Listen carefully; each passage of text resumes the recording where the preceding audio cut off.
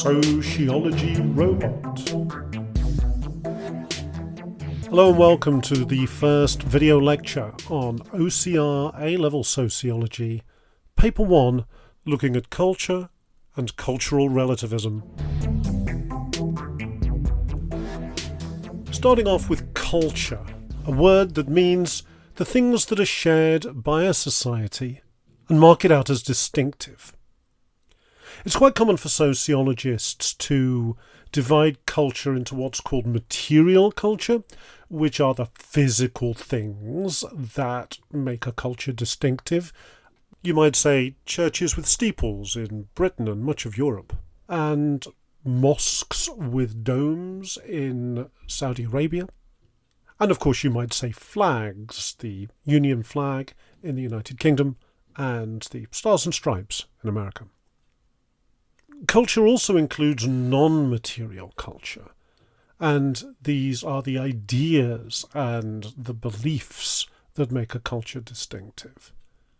And of course this might include, in Britain, ideas like Christianity and science and democracy. And in other cultures it might involve different religions like Islam or Hinduism in India. And rather than democracy, it might involve things like communism in China. Cultural differences arise partly because of material culture. When you go to another country, you find the architecture there is very different. They have different flags, different foods, different ways of dressing, and this is all the material culture.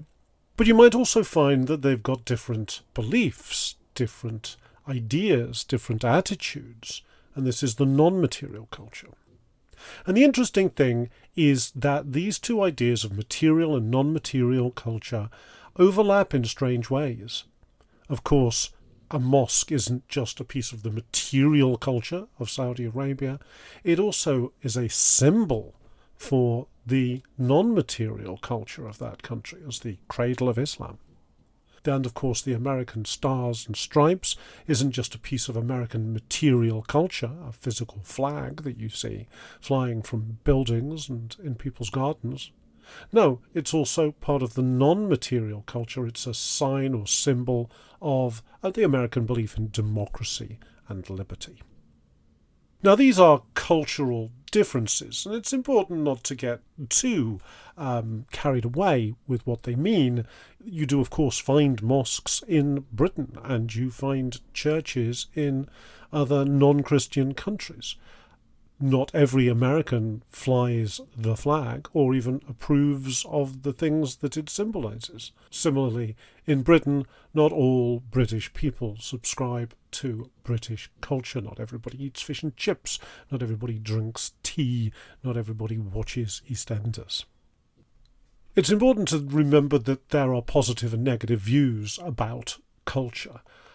Some people view culture very positively. They say, look, it gives us a sense of belonging, and this can be really important for people's mental health, as well as producing a society where people get on better. It connects young people with their parents and grandparents, and that means that wisdom and good traditions can be passed down to the young. Culture is often connected with a sense of right and wrong, and people feel a sense of shame for going against this culture, and that can sometimes motivate people to do the right thing, particularly in a world which is confusing and changing, as the world is at the moment. If you take this positive view, then you'll have quite a positive outlook on things like flags and traditional costume and local cooking and religion and native languages, and you'll want to see these things being preserved. You probably also have an expectation that you or your children will marry within your culture and raise your children in that culture, and this leads us on to some of the negative views about culture. Culture isn't always positive. Having a strong sense of belonging can produce pride. This is termed chauvinism, the belief that your own culture is just better than all the others. And it can lead to suspicion and hostility towards people who don't share your culture, and this is termed xenophobia. Cultural traditions can be very oppressive. In particular, cultures can expect their daughters to stay at home while their sons go out and work, and the sense of shame from your culture can be pretty crippling if it stops you from pursuing your education or following up a romantic relationship that means a lot to you. So this negative view of culture is very suspicious of cultural symbols like flags. It sees these symbols as nationalistic or jingoistic, a simple-minded view that your culture's best. A related topic is cultural relativism. Now, cultural relativism is the view that no culture is any better or any worse than any other culture. Relativists would say that cultures are never right and they're never wrong, they're just different. However, cultural relativism can have problems too, because it means you can never really criticise what another culture does, even when other cultures are ignoring human rights, for example. And it means you can never take any particular pride in your own culture, and some sociologists think that that is an important thing, and that without pride in your own culture, people start to suffer psychologically. We'll come on to this idea of the importance of belonging to cultures when we look at functionalism a little bit later in the course.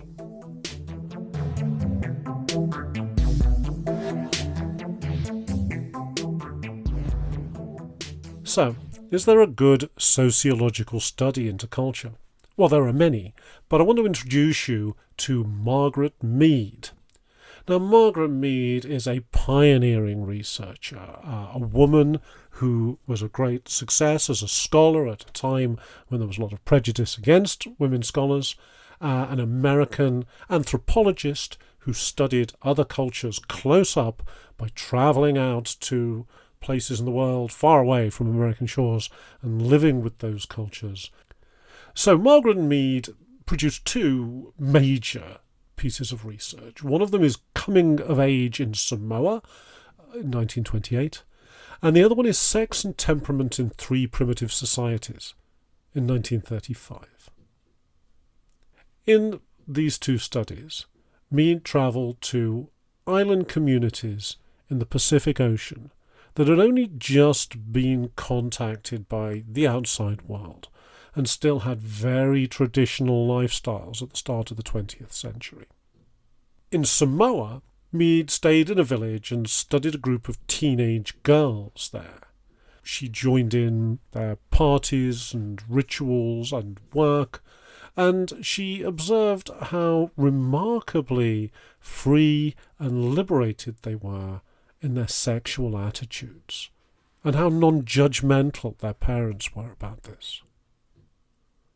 Mead noticed that as teenagers, they didn't seem to have any of the anger and anxiety that's normally associated with adolescence. Mead concluded that, in this respect at least, the Samoans seemed to have a better approach to raising their children than Americans do. In New Guinea, Mead stayed with 3 different tribes and observed very different attitudes towards masculinity or traditionally male behaviour. The Arapesh people were gentle and cooperative, whereas the Mundugumo were very violent and aggressive, both the males and the females. But the most interesting were the Chambuli, where Mead noticed that the women were the dominant, practical and aggressive ones, while the males were emotional and spent their time making themselves beautiful by arranging their hair and jewellery and makeup. So they were the opposite, the mirror image of the masculine and feminine stereotypes in America. Mead's research goes a long way to show that cultures differ from each other, that there is not a single superior culture that has got it right, that no culture is normal and healthy and correct. And this pretty much embodies what we mean by cultural relativism. I should mention that Mead's study has been criticised. In particular, Derek Freeman wrote a book in 1983 about his experience of living in Samoa in the 50s and 60s, and he claimed that Mead had massively exaggerated her picture of the guilt-free Samoan adolescence and ignored quite a lot of sexual violence in the culture. This sparked a huge debate about whether Mead's research can be trusted. But it's possible that Mead did report it accurately, but that in the gap between Mead's research in the 1920s and Freeman writing in the 1980s, that Samoan culture had changed, perhaps because of contact with the outside world. Let's take a look at possible exam questions on culture.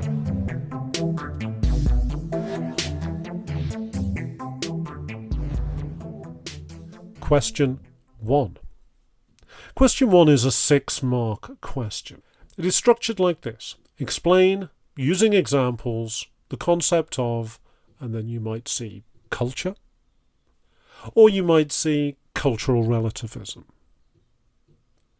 This question is giving you 2 marks for A-1, which is sociological knowledge, and 4 marks for A-2, which is the application of that knowledge. So they want you to describe the sociological concept, and then they want you to give some examples of it.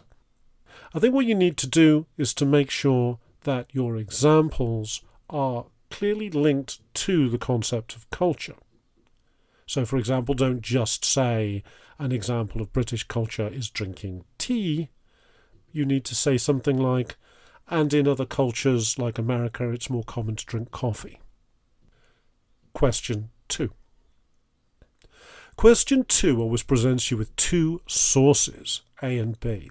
Source A is usually a picture, and source B is usually a short piece of writing, maybe 50 words, not much more. The question says, using sources A and B and your wider sociological knowledge, explain the concept of, and then again, you might have culture, or you might have cultural relativism. What you need to do in your answer is obviously explain culture or cultural relativism, just as you would do in question 1, and give some examples of it, just as you would do in question 1. But then you also need to go through source A and source B, saying what you can see in the picture and how that could be examples of culture or cultural relativism, and quoting from source B and explaining what these quotes have got to do with the idea of culture or cultural relativism. Question 3. Question 3 is the essay question in this section, and it's the longest question in this section, and you should spend the most time on it. It's a 20-mark question, and you should spend about 20 minutes answering it. The question is, outline and briefly evaluate, and then a view. The view might be that British culture is changing. Or the view might be that cultural relativism is a helpful way of understanding cultural differences. For a question like this, you need to write 3 paragraphs. And each paragraph needs to introduce a sociological idea with some illustration from the real world. For example, you could introduce the idea of culture and material and non-material culture with some examples. And then you could introduce Mead's research about the girls in Samoa. And then you could introduce Mead's research about the Chambly tribe in Guinea. The important thing with question 3 is that you need to evaluate. This is A03. So, for example, you could criticise Mead's research, mentioning Derek Freeman's argument. You don't need a huge amount of evaluation here. It says briefly evaluate. You could do this by putting a short evaluative paragraph at the very end of the essay. Or you could have a brief evaluative comment at the end of each paragraph. That's up to you.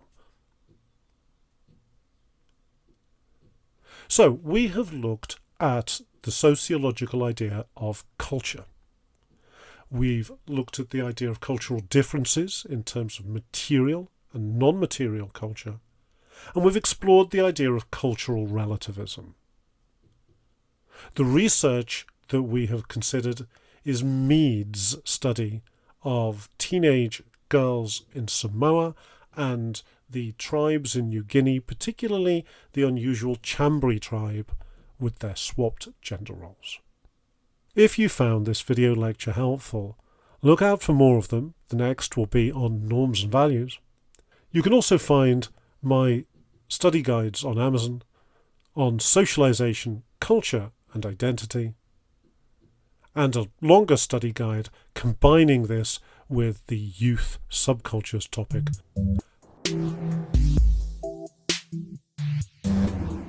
Sociology Robot.